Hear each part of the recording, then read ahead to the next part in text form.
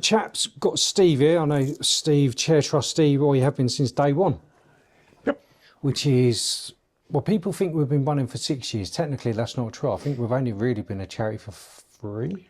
God, yeah, I need to look it up, actually. Yeah. Because the thing is this is what Well, we annoys... started without being a charity. It kind of evolved into a charity because it got bigger and bigger and bigger, Oh, yeah, no, and absolutely. kind of, we needed to do it from a management point of view, didn't we? Yeah, no, absolutely. Because funny enough, that's one of the things what really grinds my gears is when people say, why did you want to start a charity? Didn't. No, I didn't. It and just kind of evolved. Yeah, no, exactly that. And the thing is, if you remember rightly, the only reason I wanted to put it into a charity is because the messages that we were getting, if you remember, was to my business. Yeah. Do you remember? I'm not going to say because we got that rule. That was my business, and then there was like a page. Do you remember? Yeah, that's right. Yeah. So, and the only reason I wanted to put it as charity is because I was technically giving advice to men within reason. I use that term loosely. Yeah. But I could have been saying anything. Yeah. I could have been all like. Do you remember all of that? Yeah, it feels like a lifetime ago. It does feel like a lifetime ago. Yeah. I don't think it was any more than like 4 years. It was like the tail end of COVID. When did COVID finish? 22, wasn't it? 2021 was the end of COVID. COVID was 2020, wasn't it? Because we became a registered charity literally right at the end of it, if I remember rightly. And it's just because that's when it really exploded. That's when our kind of online presence, because we couldn't do physical presence anymore. That's when our online presence just dramatically went through the roof. And I think because people were effectively being made to stay at home. What else do you do? You know, once you start flicking through, YouTube and your online stuff. And that's probably how we originally got found in a lot of cases. Yeah, it was, and kind of built from there. But I mean that was a dramatic climb. From there, but it's then bringing it out of the back end of that. So we're keeping an online presence, but then we were offered the opportunity to have sort of physical contact as well. Well, the whole world was. Physical contact as well. So then how are we going to progress the charity from that point on? And so we've now done, I know we do a lot of the therapy sessions and stuff still online because it's for convenience, because otherwise, we've only got a limited amount of space in the office. You're not going to get 30 blokes in here to sit and speak to Alex or James, over stuff on a Thursday night.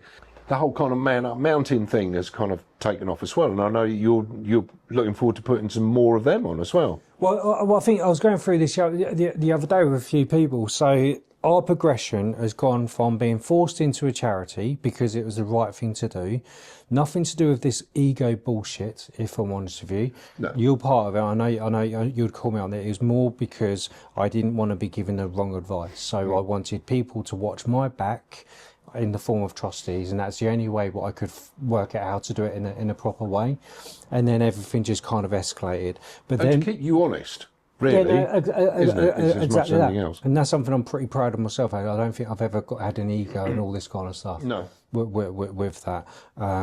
Stephen Graham said that on WhatsApp the other day. What, you don't have an ego? Yeah, I don't have an ego. Yeah, I think it was that. Yeah, but no, I'm joking about that. We did say that, but it's I don't have an ego in this conflict. My goal with the charity, same as all the trustees, is using what influence and money, what influence, what money, what can we do as a charity to help as many men as possible? Because if we can help even 20 men, that means their relationships could be saved if they're in and their relationships with anybody, whether that's with their children, whether that's with their boyfriend, girlfriend, spouses, their managers, their parents, their, the amount of relationships that one person has, it affects all of those. And they might have 20 odd relationships by the time you go through for all friends and family. I think they say the average person knows 350 people directly or indirectly. Okay. Yeah, so if we help 20 men, 20 times 350, exactly my mental calculations aren't good enough to deal with that, but, Yeah, but I think where we're going with that was our attitude back then, and we did go through, not a lull, but it's like, we started getting fundraisers and all this kind of stuff, and we're always blessed with those kind of stuff. It was like, how do we use this to help as many men, rather than just going... In my opinion, what a lot of other charities do is they'll hire big, massive venues, put on these big, glorious conferences, which I personally don't think they do anything at all. They're more about making themselves look good. Where yeah, with I mean, us, it's a very public show. yeah, and we've never done that. No. Yeah, we've done the events like the. I know we did the ROI mental health where we got business leaders to highlight what they do for their staff's mental health, and we done 3 of those, didn't we? Yeah. So the first 2 were very, very good. No, the first one was really good. The second one wasn't that good, and then the third one was just right. And we realised, actually, do you know what? A couple of them, we got quite a lot of not influence, but we got quite a few business owners speaking to their HR people, saying, actually, maybe we need to tweak our policies. Yeah. Maybe we need to offer free therapy. Maybe, and I'm cool with that. Yeah. The third one, if I'm honest with you, that's the one where it felt like just like local people coming in because they want to Be seen to be exactly there. that. So we called it down. It was like, actually, our impact on that is done. Because at that point, I think, from our point of view, the money that the charity was putting into it wasn't being effective. No, exactly that. Yeah, exactly that. Yeah, really? I think it's being effective, but not to the scale that we wanted. Yeah, but not to the scale that exactly we could be. Exactly. Yeah. So that's why we rain checked it. And as you know, like, and then the progression, we started going up with like, okay, actually, everyone's saying men don't talk. Well, actually, we're proving that they do. And that's when we discovered Susie Bennett. Yeah. And we discovered that she wasn't being funded. It's like, okay, well, we can back scratch on that. But the research she was doing and the research that she wanted to carry on doing, provided she could get funding, which she did through us. But well, we did 2 years. But that was invaluable. Yeah. You know, all of a sudden you look at this information and go, hold on, mate, man, I've got a bloody gold mine here. Yeah. No, exactly that. So we helped to expand that kind of stuff, but rather than just go, we funded research, we did more than that, more than, in my opinion, this isn't slagging off other charities or whatever else, but just in my opinion, the one thing we did is we go, yes, we funded this high-end worldwide research, which is highly respected in the PhD world, science, whatever, medical world. And it is. You've been in those conversations with the NHS, they applaud it. So we've helped with that. But we went one step further. Rather than just funding the research, year 1, we did 5 or 6 events. They cost us a minimum of $2,500. I think Each. That was like the average. A couple of them, like the London, obviously was more expensive. Yeah. But every single one of those, that's 5 or 6 events on year 1. Every single venue was packed out, 100 people plus. Yeah. Well, you saw the Ipswich one was absolutely, but not just packed out with like local businesses going, let's just think. These were people, directors, there were meaningful people. Yeah. People with influence. And the number that staggered me was the number of people that were coming in from the NHS. Yeah. And the police, as well, who weren't necessarily there to make up numbers. They were there because it generated interest, and they knew that they would come in there and they'd learn a shitload of stuff, which they could then take away and use. And surely that's what the money is there for. It's not for us to look good, because I don't really give a toss whether we look good or not. You know, that's not about having pride or ego. The pride is the fact that people can come along, they can watch our videos, they can come along to the Susie Bennett talks and all the rest of it that we were giving at that time, but they go away with such valuable information. We still get emails now from the first year, which is what two years ago, and then we did exactly the same again. Because we've done exactly the same again, just in different postcodes in different cities. I think last one was Liverpool, Newcastle, Wales. Won't talk about that one, just because of the venue. But yet again, absolutely packed out. As you go, I mean, and they were not cheap. But that was also the call for Manchester as well, wasn't it? That was, yeah. Oh, the last minute one. Because Manchester was the one that we put on last thing. Yeah. Because we had no planning to do that. No, exactly. And then there was a whole load of people saying, you need to put one on in Manchester, because there's a big hole there which you could fill quite quickly, and bang, within 8 weeks or something like that. I think it was a fairly quick all of them sold turnaround, wasn't it? Yeah, no. And when I say and it's rammed again. But when I say sold out, we never charged anybody for anything. Bums on seats. There wasn't any spaces. We've never ever charged, and that's something yet again I'm proud about. Is we've never ever, with those events, with the research, we've never ever charged a single person anything, not a pen. Never even asked. We've never actually even asked for anyone to fundraise for us at all. No. We've never asked for a penny. And then obviously that's now evolved into the therapy sessions. I know the first year we were doing every 2 weeks with James Elliott.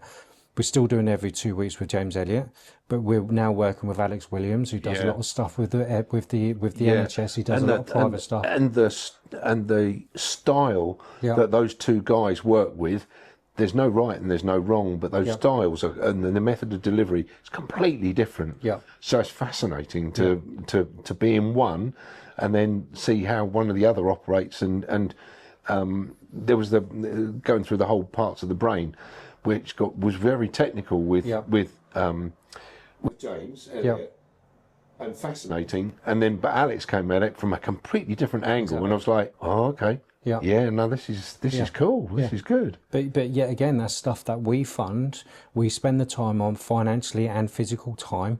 My Thursdays, as you know, are completely dead now. Yeah. Because I'm literally for the rest of my life. Well, it feels well, we haven't got around to 27 yet, but we will. Don't worry about it. That. But it's just so like now every single Thursday we have some sort of support. MANUP talks. So the first Thursday of every month, we've got some sort of talk to highlight why men might not talk about whatever situation or whatever. And they are specialists, gurus, researchers who know their shit doing that. So that's There's also people that have lived life. Because we've got Alistair doing the first one. Yeah. So we've got all of that. So I think in a nutshell, we've now got something on every single Thursday, right until I think it's February. Every single Thursday, where a man can just jump on if he's feeling a bit crap or can relate to that topic, can just join up and get some sort of help or advice for nothing. Again, we've never ever charged anything at all, and that's as long as I'm a CEO. Hopefully, you guys don't ever kick me off, but or there'll be a day where I'm like, I'm done, but let's deal with that another time. But as long as I'm a CEO, and I'd like to think as long as you're a chair, we will never will either. No, it's all the time. We have no reason to. Yeah. No, that's the and that is thing. Nothing to do with us. That is down to the fundraisers. Yes, it is. Yeah. If I'm honest with you, and I always credit that kind of stuff. But I think the other thing is, so we do the therapy stuff. We've done the events, and we will still do some events. But to be honest, the main reason I don't do that many events at the moment is because with everything going on, it's such high risk. Yeah. And I even know like other charities, like they're struggling to get volunteers and all sorts because people aren't volunteering or helping out purely because of the price of everything. They can't afford to go to something for free, which that's a different topic, but it's insane. Yeah. But that's something what I'm pretty chuffed. We are quite savvy about. We will take risks and we'll support people, but we're not stupid. We're not stupid with the money. That's why, as you know, everything's vetted and all this kind of stuff as well, isn't it? It needs to be. So the free therapy stuff, the events we've done, the research we've done, and we will be looking at other research as well. It's just I could put a post on our social media to say that any research is out there, and we will get some really weird people come through. Yeah. It's so, as you know, it's so hard to vet it all. It is, yeah. And then the other thing, we started doing our second year of doing the MANUP mountain trips, where we take 30 odd blokes away to very, very remote areas. We feed them. Again, we never charge them. Yeah. We feed them. We take them on a hike. We teach them how to throw axes. We teach them how to do archery and all that kind of stuff. And we get feedback, constant feedback of how good they are because them blokes have managed to switch off. But what I'm proud of, and I've said this quite a few times, that's just kind of getting a bit boring if people have heard it before, is when a wife messages to say he's come back like a new man.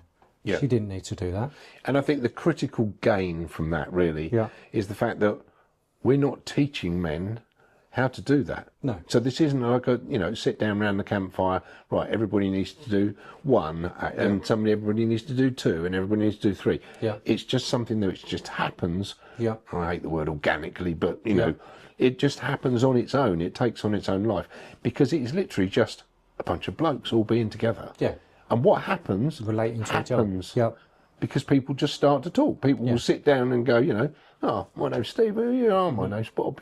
And they'll sit down next to one another, or they'll end up, they're pacing themselves at the same time on the walk or something. So they end up just kind of hanging with somebody, and that natural discussion just happens. Yeah, no, exactly that. And that's the beauty of it is, you know, we're not telling them to do anything other than, exactly. you know, we're walking from A to B. Exactly. Listen to your leader and that's something don't fall over. Yeah, and that's something we did a couple last year. This year we're doing 3.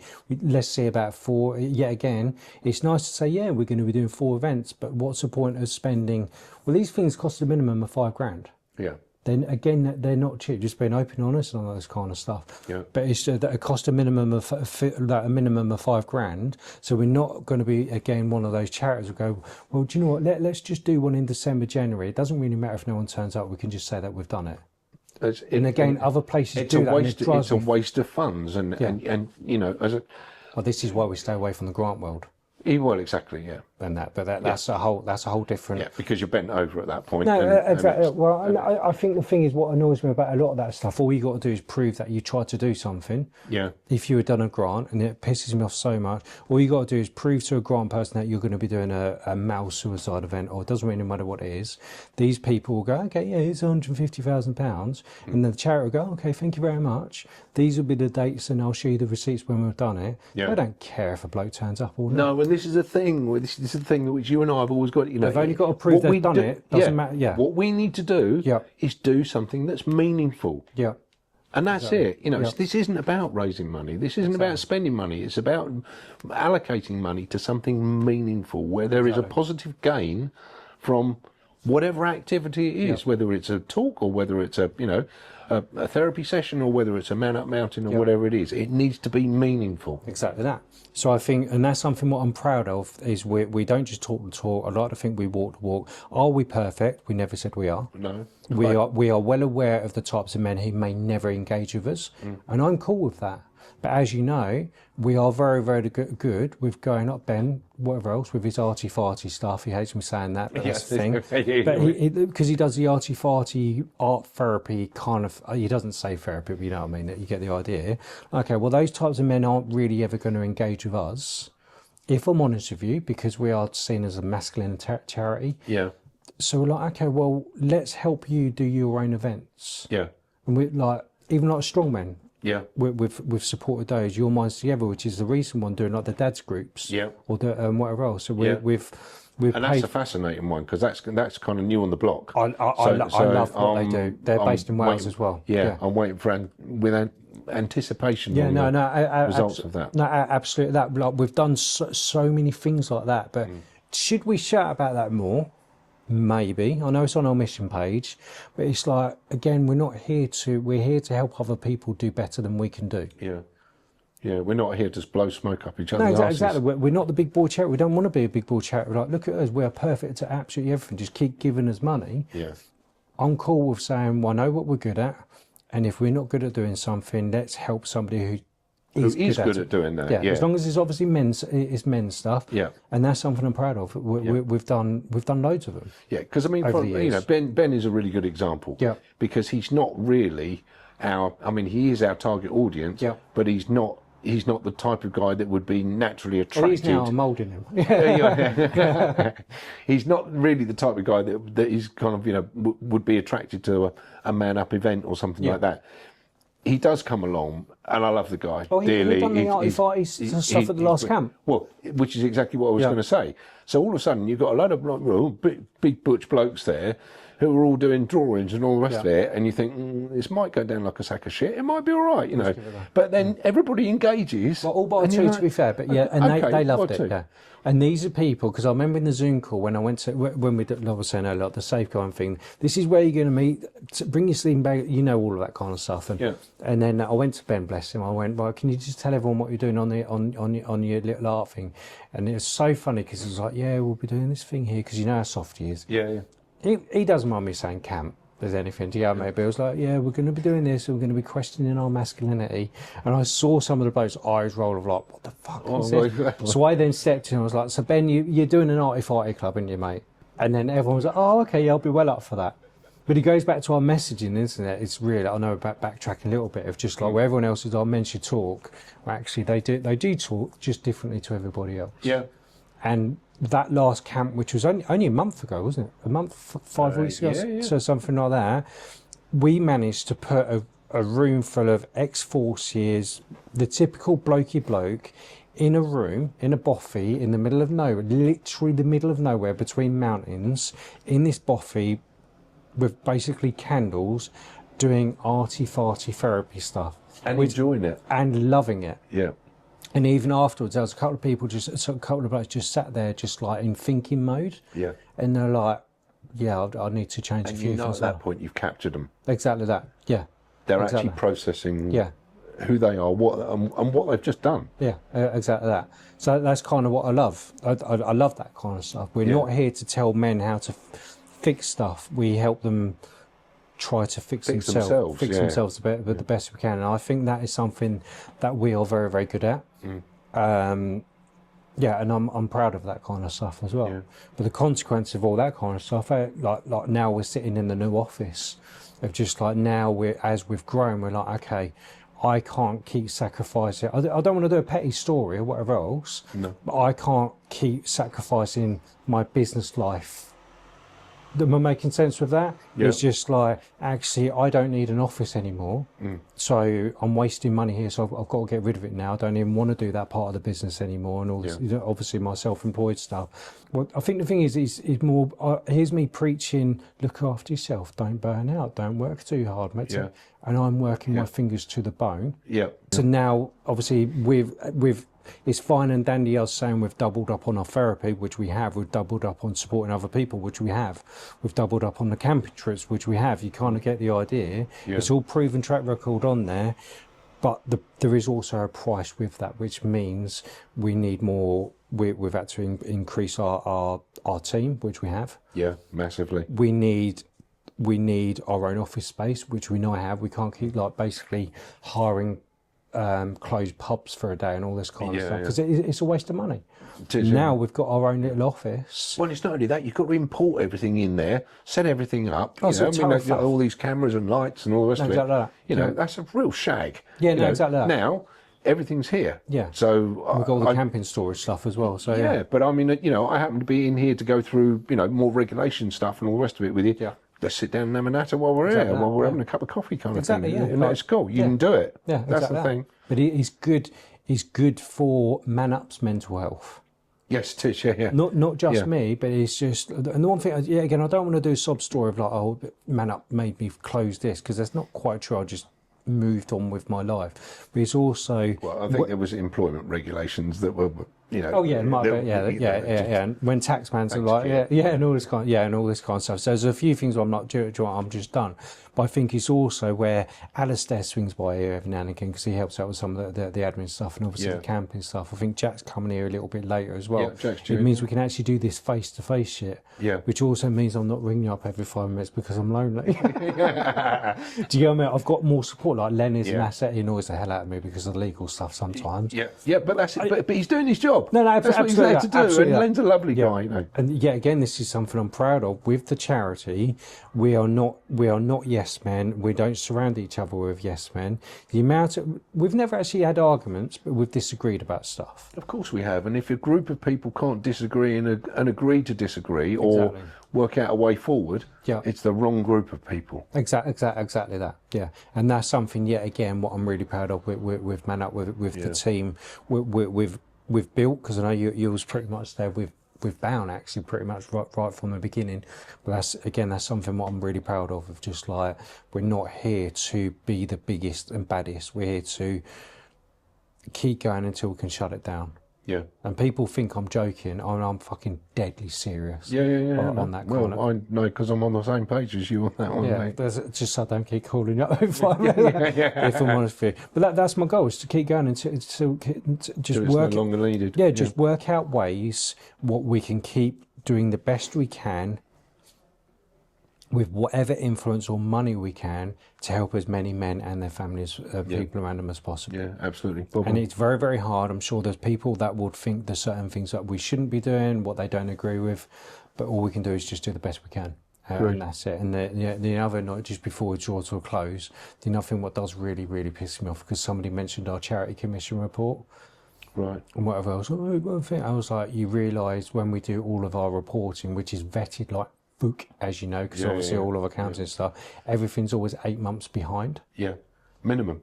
A minimum, yeah. So it's always 8 months behind. So we only report. So when we have to do our stuff at the end of this year, it's only till March 2026. 26, yeah. So the report was on there, which would be till March 25. Yeah. We're missing a massive chunk of the research and the events and the funders we've helped or whatever else, and that does annoy me so much. Yeah. But that's a topic for a different day. Well, that's accountancy years and all the rest of it, rather than you know.